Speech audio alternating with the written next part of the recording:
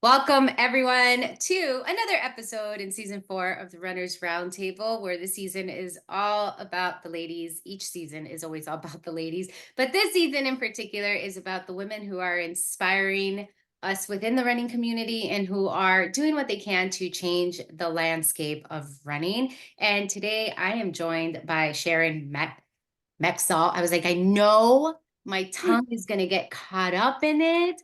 There are very few words that my Spanish speaking self has. Mexal or Yeah. So mezcal. I was like, I know I'm going to trip up on that. So Sharon, I'm going to let you say your name correctly, but first I just want to thank you for being on the podcast. And I also want to shout out Sabrina, our Yes. Cookie Swifters. I'm like, I had the sweater on, but I'm just going to shout it out here, show it here because I was wearing it, but now it's too hot in my house to continue wearing it because she's the one that connected us together. I know we have other connections, but she's the one that Yeah. first brought us together. So I love how the running community can be so big and yet so small at the same time. And it's just amazing. It's amazing to me that this thing called running is what's bringing people together, even when they live on different coasts of the country. So excited to have you here.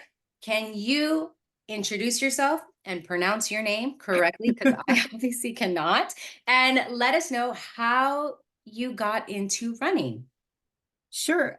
Thank you, Stephanie. My pleasure being here today. And yes, major shout out to Sabrina for this connection. It's funny how the running community is so small, and I feel like I know like Sabrina's my neighbor basically, but she's like all the way across the country. But my name's Sharon Mexal.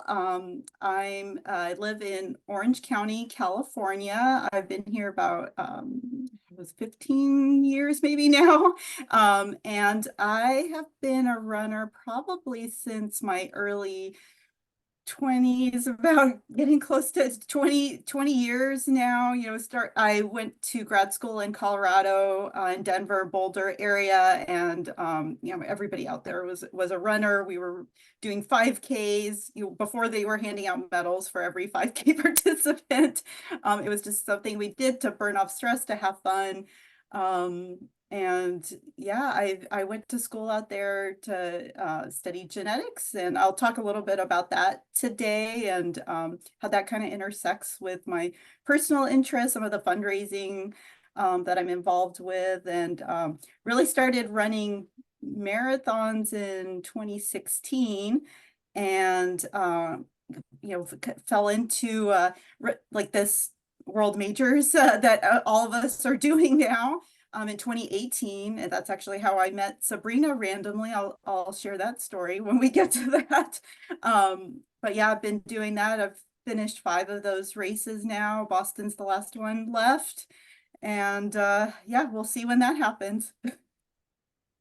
It's amazing because I love when I talk to people who have been running for a lot longer than I have because it's like, can you imagine nowadays going to a 5K and not getting a medal? Like I Yeah. can't. I even though it's just so funny how running has evolved in that way and how it continues to evolve, right? I remember when I started running, yes, we got a medal, but it was a cotton shirt. And now Yeah. it's like no one gives a cotton shirt. And I think even at the races that I do have cotton shirts, they're usually long sleeve shirts that are definitely meant to just kind of lounge and chill out post race and not necessarily wear while running. But It- so you started running 20 years ago. What made you decide to run a marathon?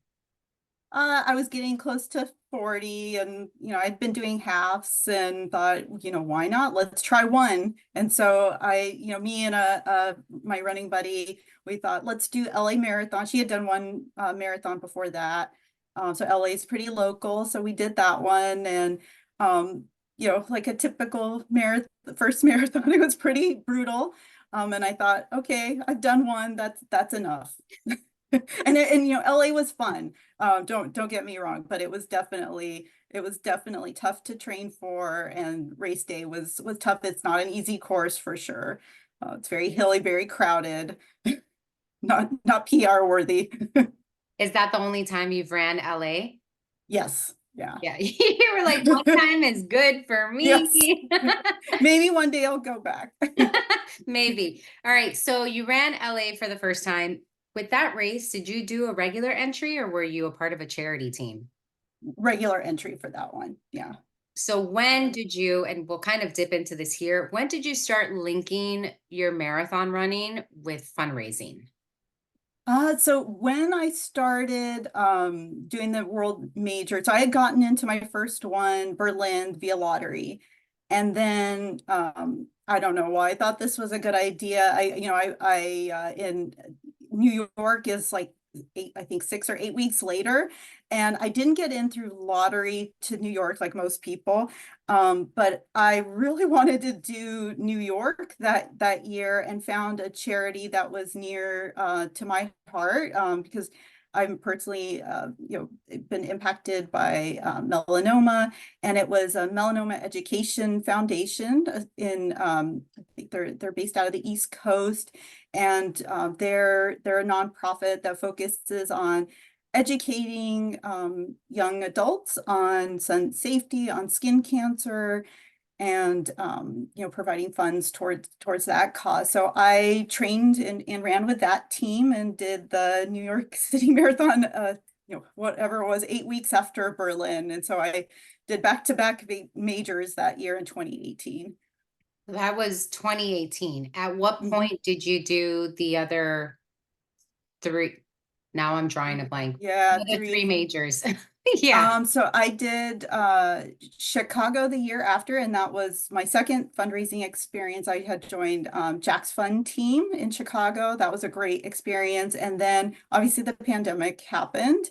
Um, I had entry into London. I was supposed to go in 2020, and that got delayed a year. So I ended up going in 2021, which was an interesting experience, to go to a world major in another country during a pandemic. That was very interesting. They had, I know you've run London, but that finish line, I mean, there are tons of spectators out, but the finish line is in front of Buckingham Palace, was all boarded up. Basically, there are no spectators allowed. They handed you your medal in a gear bag. So it was, I mean, it was still exciting, but there was that element that was gone because of the pandemic. So we didn't get the spectators at the very end, and that finish line cheer.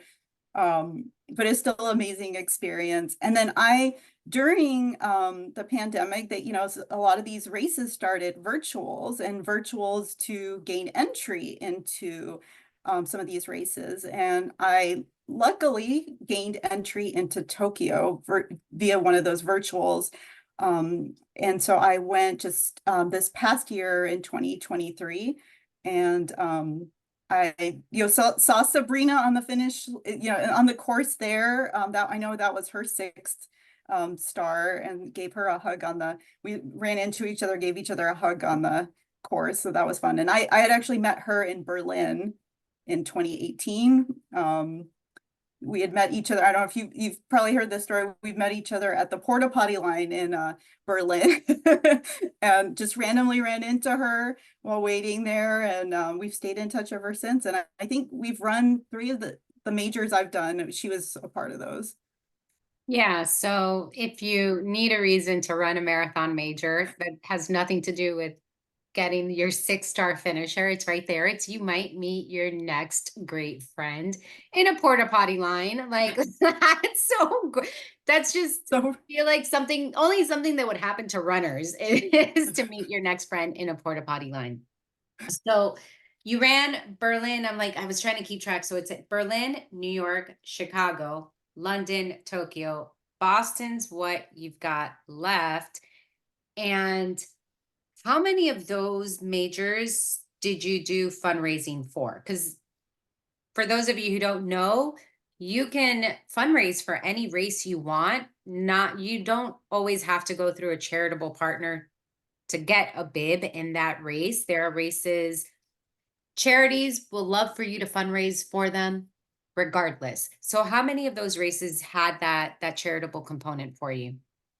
Two of them, so Chicago and New York. And then I've done other like challenges outside of like those world majors to raise funds as well, like other like 5K fundraisers or step up challenges. And so to date, I know runners are, you know, crazy fundraisers as well and have raised a crazy amount, but I've raised about $8,000 for melanoma nonprofits to date. And my goal this year is to surpass the 10K mark. So that's one of my 2024 goals.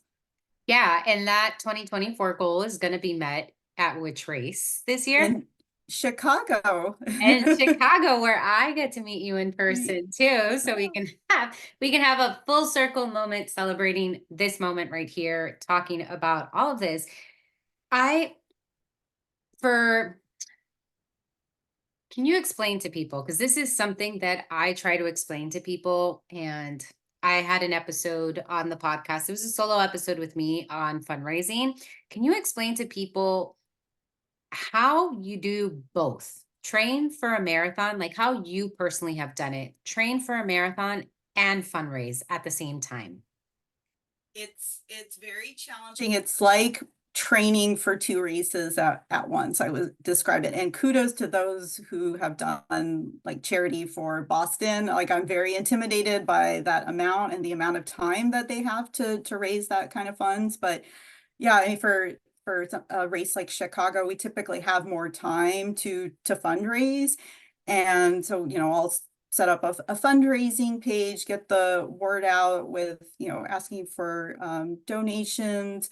I've done, you know, shoe fundraisers, which have been really great because a lot of runners have shoes lying around, and, you know, I'll partner up with different local running shoe stores and put a donation bin in their stores, and they will collect tons of shoes. And there's organizations that we can ship those shoes to, and they pay you by the shoe or by the pound. And so that, yeah, that's been a great way to raise some of those funds and, you know, gets those shoes that we're not using out of the house and, you know, recycled or, you know, resold, whatever they end up doing with those, depending on the organization. So that's been a great fundraiser to partner with. I have Yeah. never heard of that. And that's absolutely brilliant because it not only helps you build relationships with the running stores or wherever it is you're setting these things up, but it's also reducing waste. I mean, Yeah. I know I usually hoard my shoes for a little bit and then I'll make one big giant drop off, like maybe once or twice a year. But every time I do a drop off, we're talking about, anywhere between 3 to 6 pairs of running shoes. So that is an incredible idea for people who are looking into a creative way to fundraise that doesn't really require a lot of effort, because I've done fundraising before, and I did fundraising most recently for the London Marathon last year. And again, I talked about this as well, but just as a refresher for people, especially with these international races, that I encourage people to look at the charities that are local to your host country.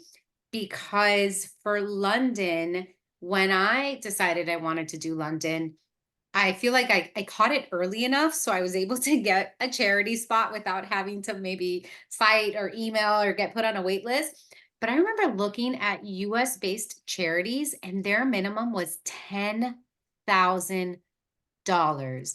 And I thought, there's no way I can do that. Like, it's so hard. So I found a London based charity, Rays of Sunshine, and that was hands down the best fundraising experience I've ever had. Like, if anyone is listening and they want to go to London and they've got time, Rays of Sunshine, because there was so much support, so much celebration, so much just, it was honestly the best fundraising experience I've ever had.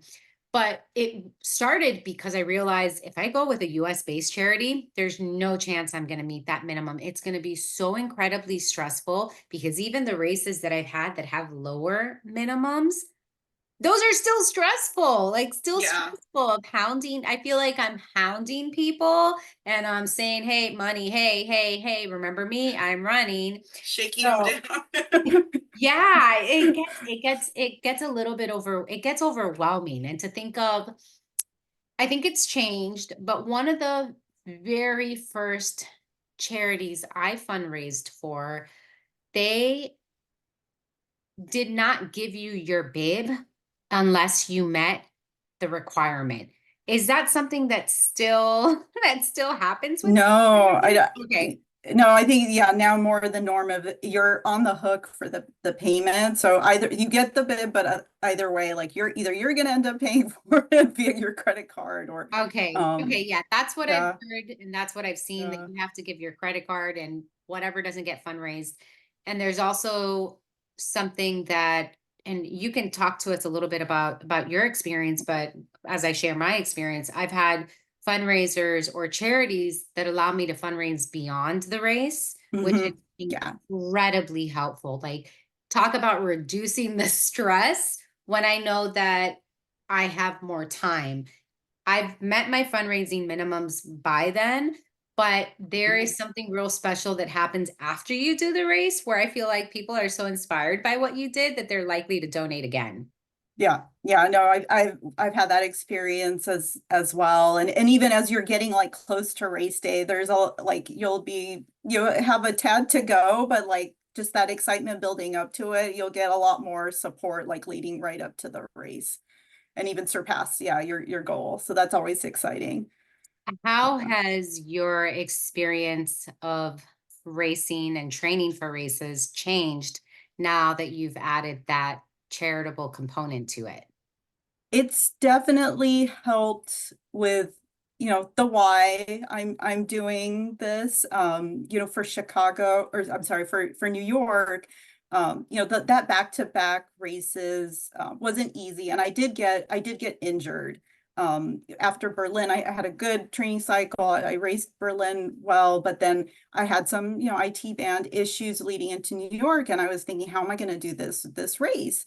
But just, thinking about, I'm doing this for this charity. All these people have supported me, and I didn't want to let people down. So, and obviously New York is an incredible race. And so that, my supporters, who had donated to the fundraiser, my fundraiser, the nonprofit themselves, all that kind of carried me through that weekend, despite the pain afterwards of not being able to walk after the race.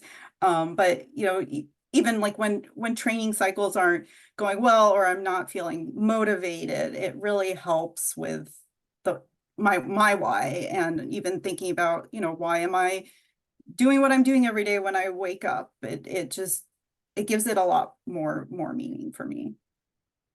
Have you always fundraised for similar charities and it's like Yeah. the same cause? I can't even imagine like fundraising for a cause that I wasn't, this cause. It would be so hard, like not, finding something I was passionate about. Yeah, that's usually my first bit of advice for people who are looking to Yeah. do the charity route is find a cause that you're passionate about because it's going to Because it make it gets easier to easier to fundraise. speak to, easier to share, yeah, why you're doing it. Yeah, for sure. And you mentioned it, but can you just clarify for us what is the cause and why is it that cause? So I've been fundraising for nonprofits that support melanoma in different ways, skin's cancer. Either, right now it's for Jack's Fund that's based out of Chicago.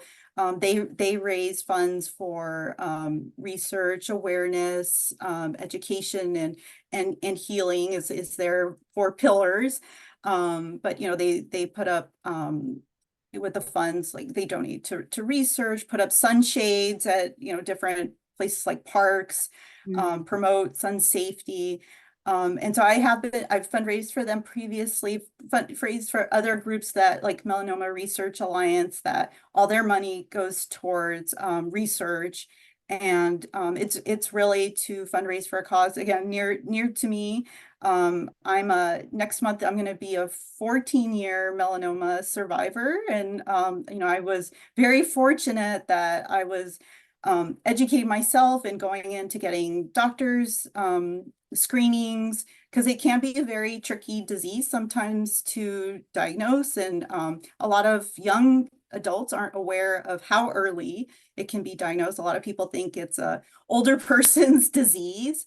And it can be very, very serious. And so I'm very grateful that it was caught very early for me, and really doing what I can to pay it forward. And especially in my profession, I'm in clinical diagnostics work in genetics. So, I've seen firsthand how much like treatment and, just like genetic testing, things like that have improved patient lives just within the past decade. So it's given me a lot of hope to see how far we've come just, since my own diagnosis, and doing what I can to, further share my story, raise funds for more research myself. Yeah, that's something that I didn't know. So I'm going to shout out my friend Yami right now. She's my esthetician, but she's also my runner friend.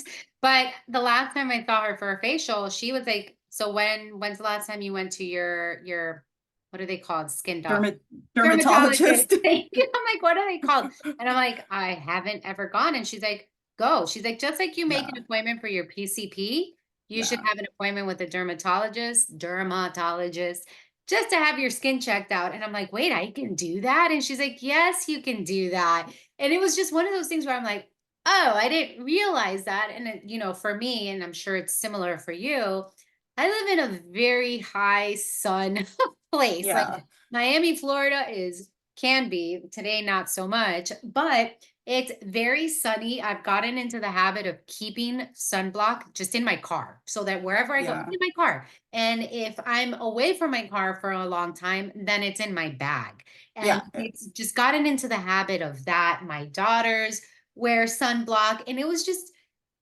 it's to what you said, that a lot of us just don't know that we should do anything to take Or care of our yeah, skin. that you can do that, what we do so early on. Like, I'm glad to hear your daughters and girls, it's a lot easier to get them in the skincare routine, or already Mhm. in that habit. But those habits impact us so much early on. Like, I was diagnosed in my early 30s, and definitely, like, I grew up also in very sunny environments, and just my light skin like set me up for a higher risk.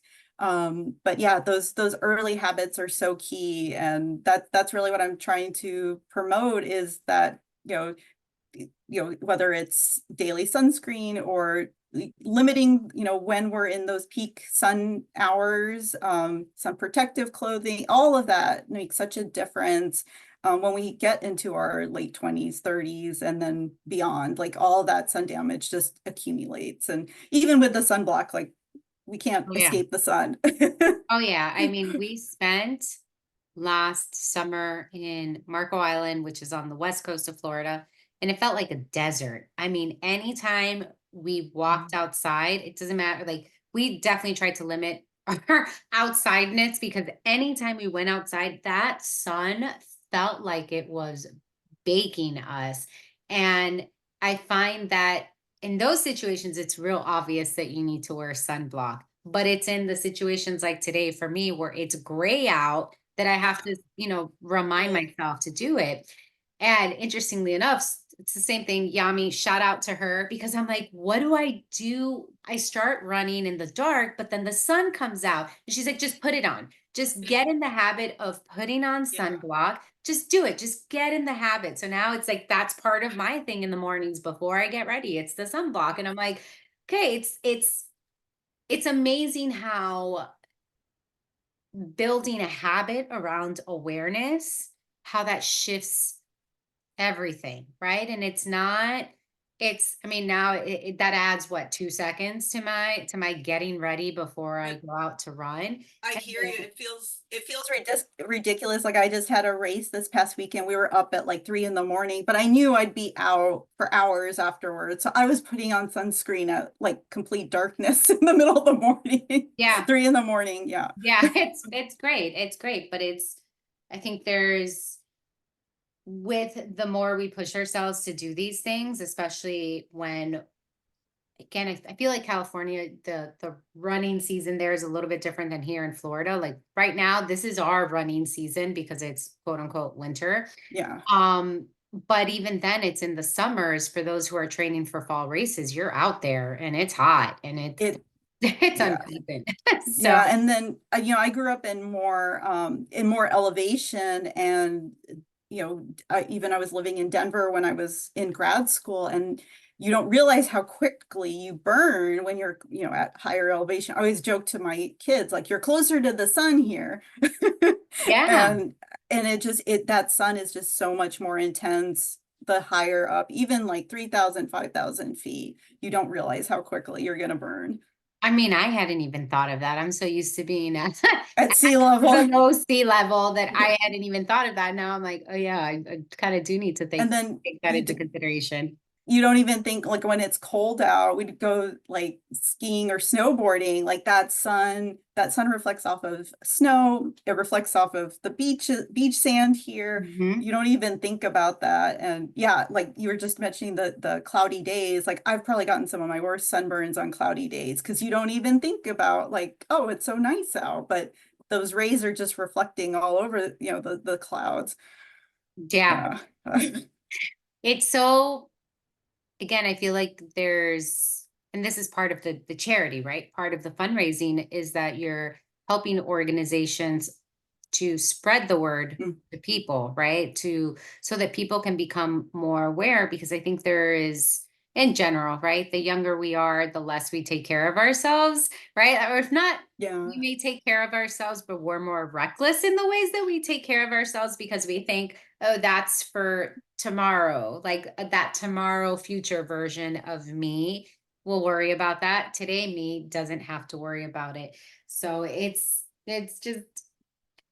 great because this is being an adult means you have to think about things that you wouldn't think about quite yet. And yet we do. So, okay. So running has become this big platform for you, right? Like it's through running that you're spreading this message. And I'm wondering, how do you envision running evolving for you as you continue spreading the it's because y'all, it's all those Girl Scout cookies I had before before this started recording. So how do you envision your running evolving as you continue to, even just over the next, what is it, 8 months, 8, 9 months, as you work towards that $10,000 goal? I've been thinking a lot about this because at some point I hope to run Boston, and then, I don't think I'll be going after all those stars they'll be adding, but how am I going to stay engaged in being active beyond like the world majors? And I've really enjoyed getting more involved in my local community and like local races. I've been running some of the races in Orange County for well before the majors, and really enjoyed that, and been an ambassador for some of them. So really getting more involved in some of the local races, the local community. I have kids doing my son's in cross country, so I'm really excited. He's going to be running his first half marathon this year. And so seeing my kids getting involved in more and more in sports too, and being a part of that has been I'm looking forward to that this year. And getting them also involved. They've always been involved in some kind of community service. My daughter's in Girl Scouts as well, but hoping to encourage that from them, that they're adding value to their community, whether it's through Girl Scouts or other ways. But yeah, I'm really hoping just to model that for them this year, being involved in the community with them. And just staying active is a part of it for me. So it's really helped me. Like you said, this running has been a platform for me before I started fundraising. I hadn't shared, my cancer diagnosis with any of my closest friends, really. So it really Wow. gave me the confidence to share my story and hope that it encouraged others to go in for their doctor's checkup, like apply sunscreen that day. It really makes my day when I get these messages from friends that say, hey, I went in for my doctor's appointment because you reminded me, or hey, I've been putting on sunscreen. That really makes my day, that I know that I'm getting the word out there. And it's so interesting, right? Because a lot of people, or what am I trying to say here? I'm trying to say that I'm just fascinated by running's ability to be more than just the physical act of running, right? It's not just you putting your shoes on and going out the door and getting in some miles. It's for me personally, running is always such a metaphor for life. And it sounds like it's doing that for you as well, in terms of giving you the courage to shine a light on your experience. And I guess, why wouldn't you want to share that diagnosis? At the time, and again, like I didn't realize how much of a young person's uh cancer it was. And I was going, when I was diagnosing, going through, like, I had to have a couple of surgeries.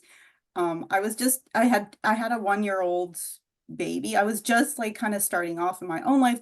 My friends were having kids, like thinking of their future, and I'm in, doctor's offices with all these older patients and thinking, why am I here?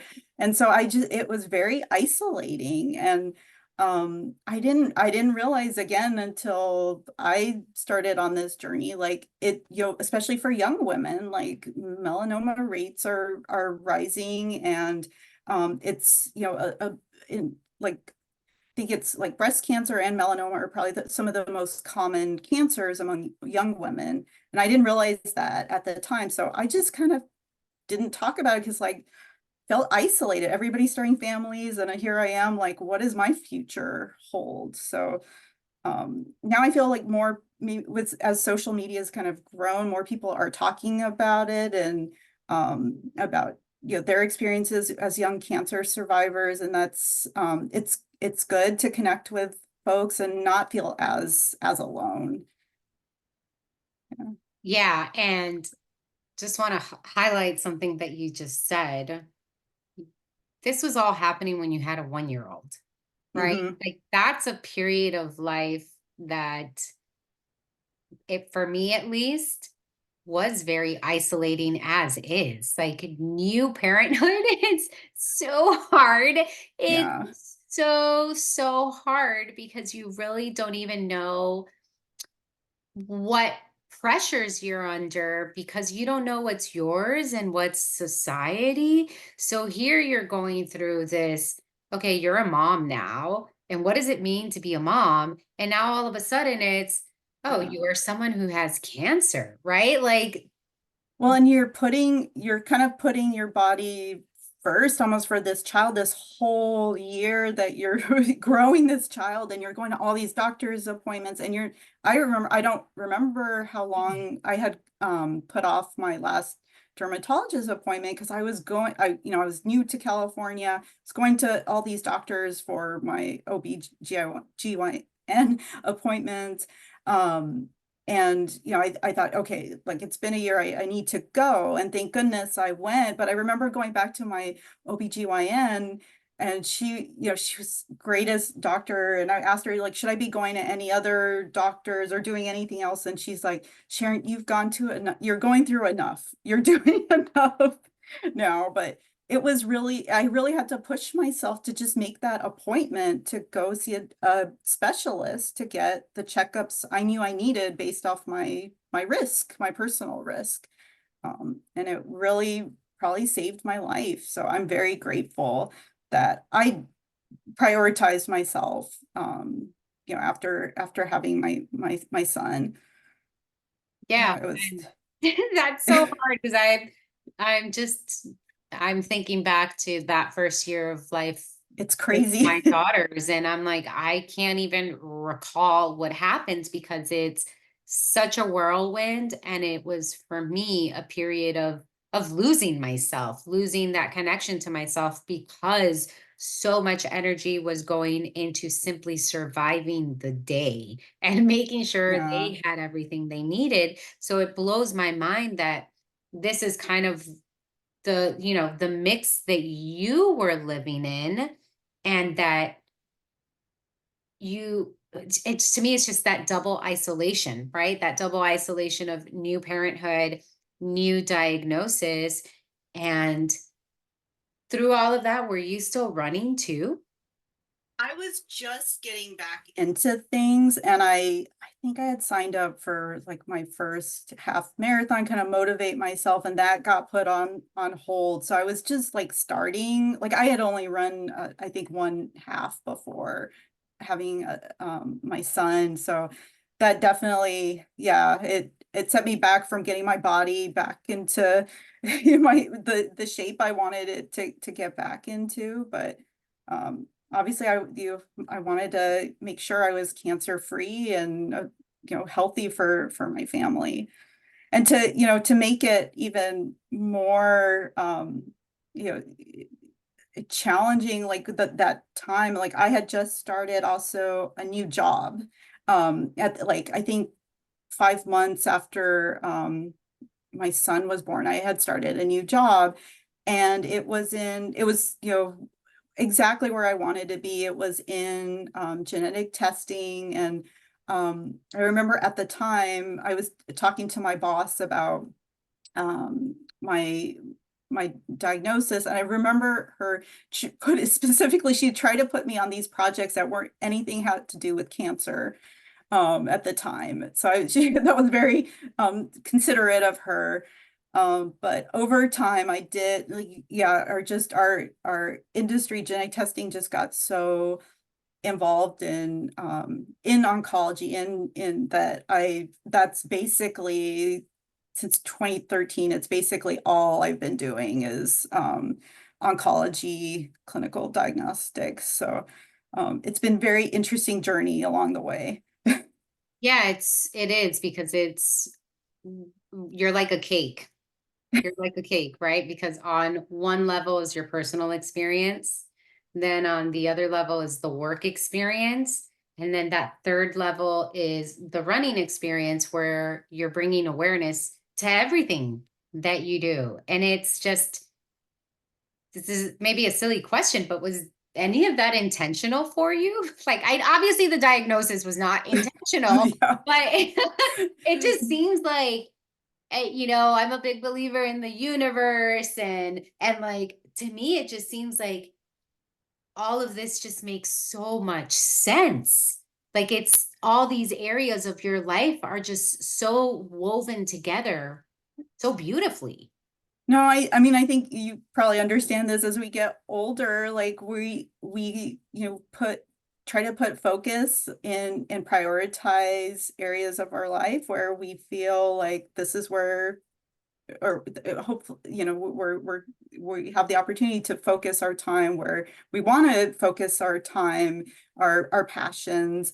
And I'm fortunate that my work is also in an area where I'm very passionate about, where I get up every day and I think, okay, if I'm able to, if I'm away from my family, my kids, I am doing this to make the world a better place, to make it a place where melanoma is more easily treatable, where it's caught earlier, and yeah, it's given me the purpose to, and the motivation to keep motivated, because even on like in running, there's work days that aren't great either. So it definitely keeps me motivated.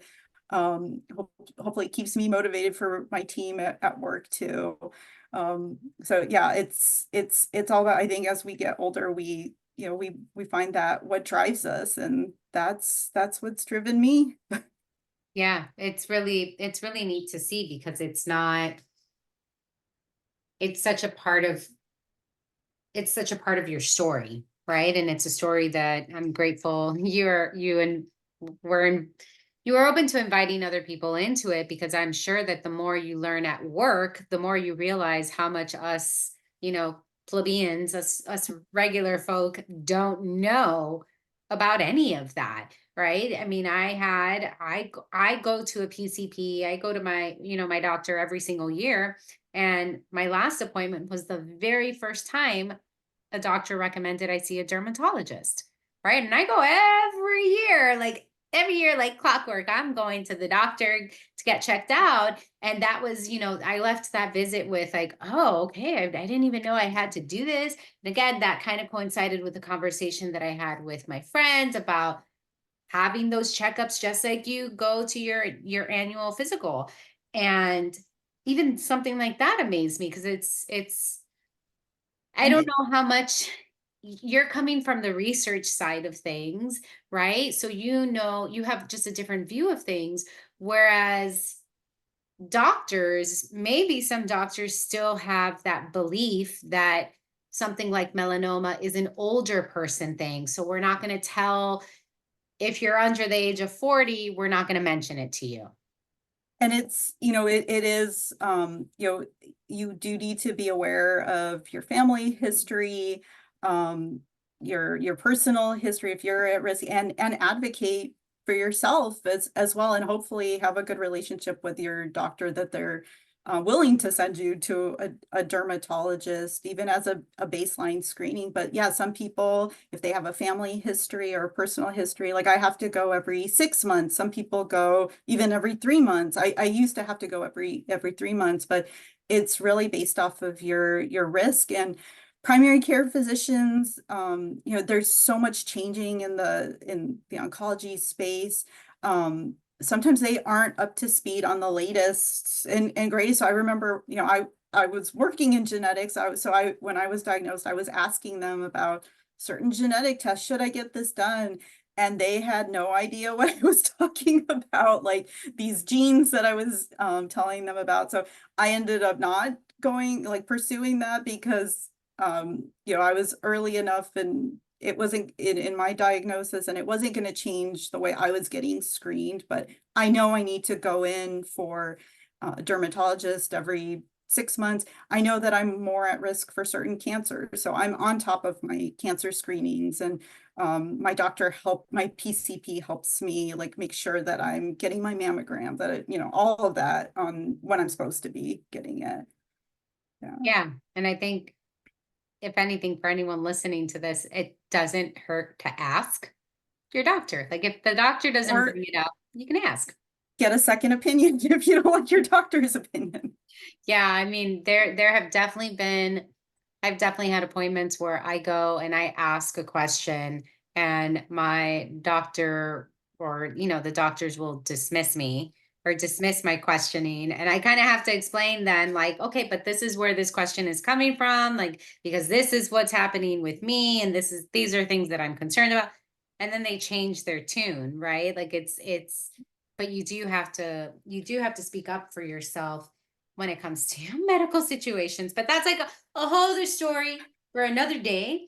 And I wanted to get back to something you said, and really just because now I just want to know. So you're going through first year of life, you're going through diagnosis, you're going through treatment, kind of take a break from running. What made you come back to running, right? Because I feel like, hearing you, I'm like, running is really hard. And I can't even imagine everything your soul and your body went through during that period of time, that you came back to something that is pretty hard to do. Well, no, I missed it and I really wanted to get back, active. It helps, with my mind and my body. And so I really wanted to get back. I really wanted to get back and run another half marathon. I think, again, I only had run one prior. So that was my goal. Like I wanted to run another one, and get back into it. So I think it was, so I was diagnosed in 2010. So I think in 2011, I ended up getting back into half marathons and just slowly, then starting to run with my running friends again, and we'd sign up for like 5Ks, 10Ks, half marathons together. So that was a lot of fun just to get reconnected with my friends, my running community, and I'd missed so much. Yeah, and community is so important. So you've done, so 2018, is that right? The first time you did a fundraiser for Yeah. melanoma? Okay, so 2018, we're in 2024, so it's been 6 years, right? 6 years that you've been doing this fundraising. And how has that, I guess I wrote this down where it's, why did you pick running to be that connector for you? I so running races these days, as you mentioned too, like it's so integrated with fundraising. So many people are doing this to raise funds. So a lot of these races make it so easy to find a charity that you're passionate about, sign up with them. Then those charities they support you through your fundraising journey. They give you tips and support. Um, and so it was just such a good fit. I hadn't even thought of it before, starting to run these majors. So that was one of the great things that came out of these Abbott World Marathon majors is it brought to light that there's this whole other aspect of running these races, of promoting these important causes and raising funds for them, that I hadn't even really thought of it. And beyond just the world majors, I've done little charity fundraisers for other melanoma nonprofits, and raise funds through like the Melanoma Research Alliance. They have a Step Up Challenge every May for skin cancer awareness, and it's just, can you get 10,000 steps in every day? And it's tied to a fundraiser. And it's the first year I was at my current job, my company had partnered with them. So we did it as a work team. It was so much fun just to be active and to promote skin cancer awareness, raise funds at the same time. So it's just been a natural fit to be active and pair it with these great causes. Yeah. So I want to ask this question, and so that people can kind of understand it. And hopefully, I'm not trying to be controversial, y'all. Not at all. But again, to highlight the fact that it was 8K, $8,000 in 6 years, Yeah, hoping to get to that 10,000 mark. Again, you've done this over 6 years. yeah. You kind of explain to us why raising $10,000 for a race like Boston that you want to do, that is your final star. Can you explain to us what some of the hesitation is there? Because I've seen, I'm part of different like groups, because I've got Boston and Tokyo left on my marathon majors journey. At this point, I'm like, if I do it, I do it. If I don't, I don't know. But it's fascinating because part of Facebook groups or just different communities. And yes, we hear often of, the charity runner takes away a bib from other runners. And that's not what I want to focus on. What I want to focus on are the comments that are like, just fundraise, it's easy, or just do it. And it's like, do y'all know? Like, so again, I bring it up because it will take you 6 years to get to the 10,000 mark. What are we missing here? What are people missing when they say, just do it, it's easy to raise It, $10,000 for one race in one season? I mean, as you know, training for a marathon is like another job. And then you have a job on top of that and a family. And then on top of that, it's fundraising is like a job in of itself. It's you have to think about, okay, what you can't just ask for money. You have to think of other creative ways. I listened to your podcast with Sabrina. I know she did like an Orange Theory Fitness class to raise funds. Other people do, other events like the shoe fundraiser or bingos, like bingo squares or Super Bowl squares. You just have to think, and I see on those Boston charity groups, all these creative ways, but that's a lot of planning and organization. And it's the difference also with Boston, not just the amount you have to fundraise, but the little time that you have. So I considered it, I think in 2021, 2022, I had actually, I did have an offer to fundraise for a melanoma nonprofit, but during the pandemic, I just couldn't fathom raising $10,000 in, what was it, 3 months maybe was all I had during a pandemic when people were like, why are you asking me for anything right now? It's just, it's such a short amount of time. To me, I hate to say this, but it feels almost like a hostage situation. Like, here, we're going to give you this bib, you give us $10,000 for this bib. It's just doesn't, it takes away from me kind of the joy. I mean, as much work as it is in why I do the fundraising, why I do the training. Like, I wanted to go back to Chicago this year and wanted to rejoin Jack's team because they were such a great team to work with. I really believe in their mission. And they were so hospitable when I was out there in Chicago. I mean, it just felt like they were family out there. And so I really was excited to rejoin them and not have all this pressure of, oh my God, I've got to raise $10,000 in 3 months and train for a race and stay injury free.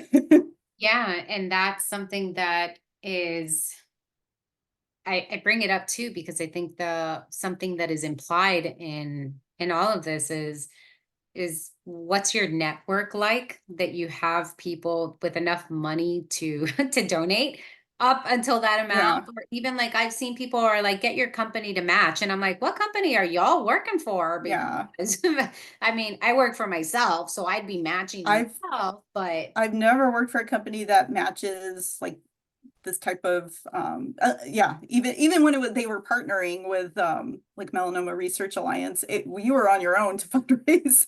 yeah, and that's just something that I was like, I just kind of want to talk about this just so that people know it's not like we keep talking about how hard it is because it is hard. You definitely have to dip into wells of creativity to figure it out.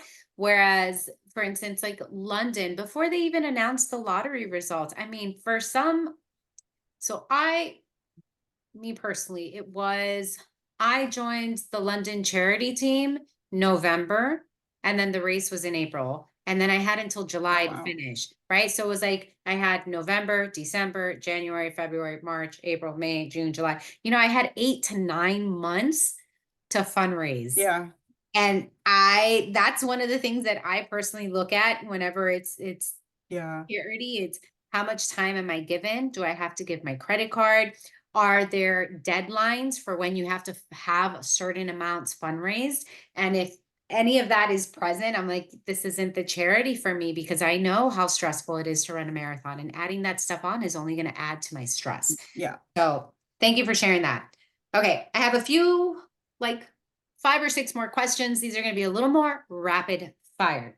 Okay. So Shoot. yeah. So what words would you have for the you of 20 years ago who went out for her first run? That's a good one. Just have fun. I've always taken running so seriously. Even today, like sometimes the pressure I put on myself takes away from like the enjoyment of where I'm at or who I'm experiencing it with. So just have fun and enjoy every moment. Yeah. What words would you have for that woman in 2010 who got the Ooh, diagnosis of cancer? ooh, that's a tough one too. Um,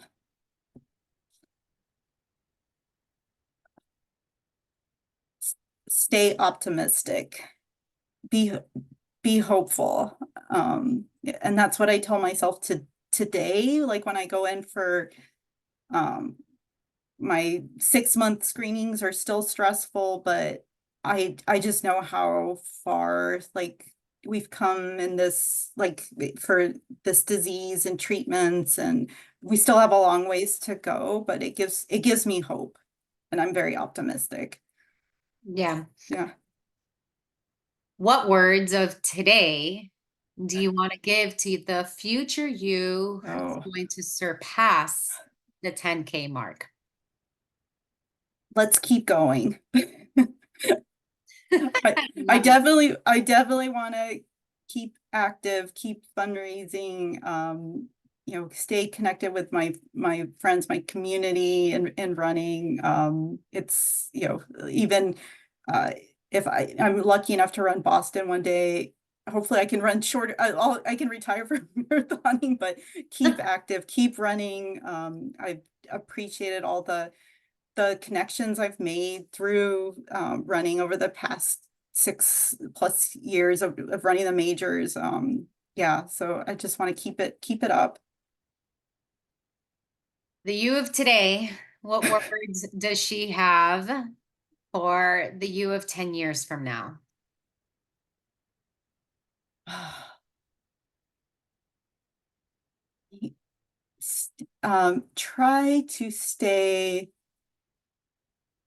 Try to say no when you can. I say this to myself like every holiday season, every year, like don't get overloaded, don't overcommit. And I like to stay busy, but I definitely I need to learn to put more lazy days on my calendars and less on my plate. And it's hard not to overcommit, especially with like kids and my own stuff going on. But yeah, just been thinking of cookie season coming up. Um, just yeah, try to learn when to say no, be more of a yes person, more of a just a consumer of information, be lazy and not volunteer for everything. Yeah, because in 10 years, you said your son is 15. I mean, 10 years from Yeah, now, you're gonna have a 25-year-old, I right? I mean, know. 10 years from now, you might be, I don't know how old your daughter is, but you might be an empty nester, right? Like Yeah, that'll be totally. my girls are gonna be 14 and 12. And I'm like, in 10 years, if I, hopefully I get there, but it's like, that's a 24-year-old and a 22-year-old. Yeah, And yeah. what? When So did that happen? yeah, so we're trying to enjoy every moment we have now before they're out of the house for sure. More travel, but that's not just running related. That's also one of my goals for the next 10 years. Like more travel, but not just for races. Not just for races. Yeah, it can be just for, I can bring my running shoes, but it doesn't have to be tied to a race. Yes, I agree. I agree. Although in this season of life right now, it's a lot easier to get my husband to agree to travel when there's a race. When it's like, oh, but we're doing this thing, it's a lot easier. All right. These are the final three questions. It's just, can you remind us where to find you, how to connect more with you? So I'm on Instagram as Beer Mode Racer. You can also find me on, professionally on LinkedIn if you want to find me there. I put everything together too in a link tree, marathons for melanoma, and you can see more of what I'm doing for my fundraising. So my fundraising link is in my also in my Instagram. I'll be doing I'm just kicking off my fundraising for Chicago Marathon and excited about that. I have like even like a small Etsy store that sells things that are world majors inspired, that all those funds go to my fundraiser. So yeah, I'm excited to start training this next year and to meet up with you and a lot of the Team Sugar Runs team from our coaching group in Chicago, including my coach. I haven't seen her Catherine since the last Chicago Marathon. So we're hoping to refresh some fresh photos together. Yeah. Get some new content, right? Get Like new content. updated content. Okay, I'm gonna ask a side question real quick. What's the meaning behind your Instagram name? So when I ran my first marathon, and you're hitting that wall, mile 20, there's always somebody with beer at like between mile 20 and 26. And I feel like the Homer Simpson of running, where I just can't resist. And so it always reminds me there's beer at the end of the race, and that's what I'm racing for. Unfortunately, sometimes I don't make it to the finish line and I have a beer or two during the race. That happened to me in London. I couldn't resist a pint along the way, and that really slowed me down. So it can really slow me down, but it makes those last few miles very enjoyable. I love that. Okay, I was like, I need to figure that out. All right. So, what do you have coming up? Which I think I know, but maybe you have something different to say. What do you have coming up that we can celebrate you in? So I'm really hoping to get faster this year, but I mean most of all just want to stay healthy, but I'm going to keep up marathons this year. So I'm doing Mountains to Beach this spring in Ventura, and then Chicago, which I'm really excited for. It's going to be the first marathon where I've gone back to. I've never done a marathon the second time around, so I feel like Chicago's the way to go. And then I'm excited for local races. I'll be doing the 20th anniversary of the OC Marathon in May. I think I've run that race 14 years now. It's my favorite local race and one I'm very passionate about in my community. So that's the one my son's going to be doing with me this year. Well, not with me. He's going to be way ahead of me. I love that. I love all of that because, and I think you've picked a really great race. Chicago's my favorite. That's the one that I've done multiple times because there is just something very, very special about that course in that city for me. I know other people love other races, but for me, Chicago's the one. Wish it wasn't so expensive. Listen, listen, I feel like everything's just gotten so expensive now. That's yeah. All right, final question Oh boy. is it's no, oh boy, this is easy. The final question is, what are your final words for us? Stay sun safe, sunscreen every day. I'm just gonna throw that out there. It's never too late. Yeah, it's never too late to pick up good habits. And it's so easy to do. Just pick your favorite sunscreen and go with it. Yeah, and thank you. Okay, I'm gonna ask a little offshoot question of that because is there a particular sunscreen that we should be using? It's the sunscreen that you're willing to use every day is what I tell people. Whatever, like if it's a spray or whatever, but I do, I wouldn't go by brand or anything, but definitely SPF 50 or better, but really whatever's in your purse that you're willing to use daily or in your car, yeah, stick with it. Thank you. That's why I'm like, wait, I definitely need to ask that one too, because we can overthink it without really needing. Yeah, and it doesn't have to be expensive. Yeah. Just get what you're willing to put on, which is Yeah. with a lot of things. And reapply. Put it on and then reapply. All right. Thank you, Sharon, so much for sharing time with me, for talking to me. And Thank you, Stephanie. I can't wait to meet you in 3D in October. So everyone, we'll see you next time. Bye. Thank you, Stephanie. All right, bye. Thanks.